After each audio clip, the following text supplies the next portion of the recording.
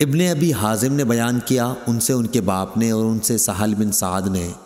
دوسری سند امام بخاری نے کہا، اور مجھ سے سعید بن ابی مریم نے بیان کیا، ان سے ابو غسان محمد بن مطرف نے بیان کیا، انہوں نے کہا کہ مجھ سے ابو حازم نے بیان کیا، اور ان سے سہل بن سعد رضی اللہ عنہ نے بیان کیا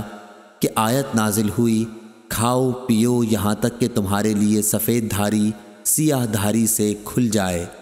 لیکن من الفجر صبح کی کے الفاظ نازل نہیں ہوئے تھے۔ اس پر کچھ لوگوں نے یہ کہا کہ جب روزے کا ارادہ ہوتا تو سیاہ اور سفید دھاگا لے کر پاؤں میں باندھ لیتے، اور جب تک دونوں دھاگے پوری طرح دکھائی نہ دینے لگتے کھانا پینا بند نہ کرتے تھے۔ اس پر اللہ تعالیٰ نے من الفجر کے الفاظ نازل فرمائے، پھر لوگوں کو معلوم ہوا کہ اس سے مراد رات اور دن ہیں۔ صحیح بخاری حدیث نمبر 1917۔